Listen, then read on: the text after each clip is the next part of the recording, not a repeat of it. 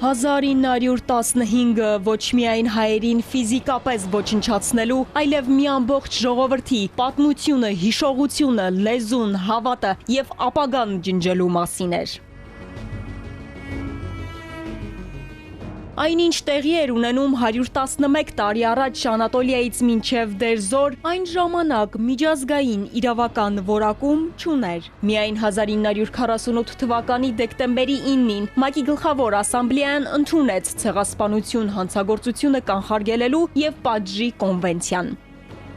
Affirmed that genocide is a crime under international. Դրա հիմնական նպատակն էր հաստատել փաստը, որ ցեղասպանությունը հանցագործություն է միջազգային իրավունքի համաձայն։ Հանցագործության սահմանման գործում էլ առանցքային էր գիտնական Ռաֆայել Լեմկինի դերը։ Հրեա պատմաբանը հիմնավորել էր, որ եւ հայերի եւ հրեաների ցեղասպանության հիմքում եղել է այս ազգերին որպես առանձին խմբեր ոչնչացնելու մտադրությունը։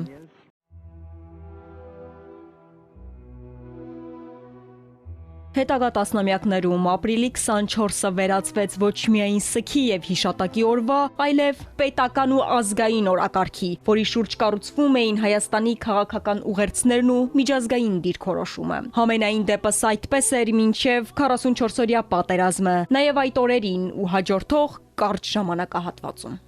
Թուրքիան 100 տարի անց վերադարձել է տարածաշրջան, շարունակելու իր ցեղասպան քաղաքականությունը։ Հետո ուղերձների բովանդակությունը փոխվեց։ Հայոց ցեղասպանության շարունակության համար մեղադրվող երկրի ղեկավարից ընդունվեց նվեր։ Ավելի արդար աշխարհ հնարավոր է վերնագրով։ Եվ հանկարծ հայոց ցեղասպանության հարցը հայտնվեց վերանայումների փուլում։ Իշխանական վերնախավը հիմա նոր առաջնահերթություններ ունի։ Ոնց է որ 1939 թվին հայոց ցեղասպանության օրակարգ չի եղել եւ ոնց է որ 1950 թվին հայոց ցեղասպանության օրակարգ հայտնվել է։ Ոնց է եղել, այս մենք պետք է հասկանանք։ Մեր պաշտոնական դիրքորոշումը այն է, որ հայոց ցեղասպանության միջազգային ճանաչումը մեր արտաքին քաղաքական առաջնահերթությունների մեջ չի մտնում այսօր։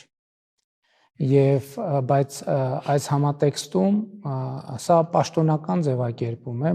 Հայտնի է, որ Թուրքիան տասնամյակներ շարունակ Հայաստանին ներկայացրել է կամ Հայաստանի համար այսպես մշակել է նախապայմանների մի ամբողջ ցանկ եւ այդ նախապայմանների մեջ շատ կարեւոր տեղ ուներ այն, որ Հայաստանը պետք է հրաժարվի հայոց ցեղասպանության միջազգային ճանաչումից։ Ըստ Մելքոնյանի, Հայաստանի ղեկավարության օրակարգում այսօր որոշակի արձագանք է գտնում նաև թուրքական կողմի այն թեզը, որը վերաբերում է արխիվների ուսումնասիրմանը եւ զոհերի անվանական ցուցակագրմանը։ 1.5 միլիոնը ուռճացված թիվ է, դա ապացուցելու համար պետք է ուսումնասիրեն զոհերի անուններից, դա կարող է տևել տասնամյակներ, որովհետև եթե հաշվի ենք առնում 20-րդ դարի սկզբի մարդը համարները, գրանցամատյանները եւ այլն, կարող է ուղղակի անվերջանալի աշխատանք լինել։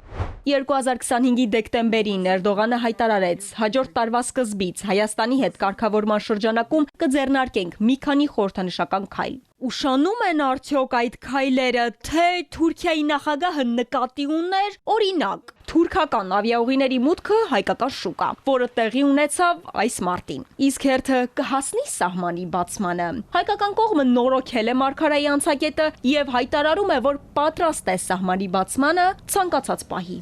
Այդ կամուրջը կառուցվել է անցյալ դարում եւ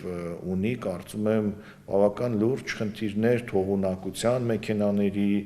լայնության եւ արդյոք այդ սահմանի բացումը, մարգարայի կամուրջի բացումը կարող ենք համարել լոգիստիկ մեծ, այսպես ճանապարհ Հայաստանի եւ Թուրքիայի միջեւ։ Թուրքիայի համար Հայաստանի հետ սահմանի բացումը երկար տարիներ դիտարկվել է որպես համակարգված գործընթաց Ադրբեջանի հետ։ Անկարան այսօր էլ չի թաքցնում, որ առաջնորդվում է Բաքվի պահանջներով։ Ու սա նաև հայկական կողմի դժգոհությունն է հարուցել։ Մի կողմից Ադրբեջանը բանակցում է մեզ հետ, մյուս կողմից թույլ չի տալիս, որ Թուրքիան բանակցի մեզ հետ։ Սա տարօրինակ իրավիճակ է։ Թուրքիան դարձել է այս հարաբերությունների գերին։ Թուրքիան Հայաստանի հետ սահմանը փակ է պահում, մինչև որ Հայաստանը կբավարարի ադրբեջանական հերթական պահանջները։ Հայաստանը պարտվել է նաև դիվանագիտական դաշտում եւ բացել է ճանապարհ թուրքական նախապայմանների ներկայացման եւ ստիպված է լինելու այդ նախապայմանները թուրքական իրականացնել, քանի դեռ վարում է այս ոճի, այս խեղճության դիվանագիտություն։ Պարբերաբար քննարկումների թիրախում են հայտնվում նաև ազգային խորհրդանիշները։ Արարատ արագած հակադրությունը եւ նույնիսկ զինանշանից բիբլիական լեռան պատկերը հանելու խոսակցությունները։ Սրանք նույնպես ըստ մասնագետների տեղավորվում են այն տրամաբանության մեջ, որը որդեգրվել է Թուրքիայի եւ Ադրբեջանի պարտադրանքով։ Ալլա Դավթյան, Էպիկենտրոն։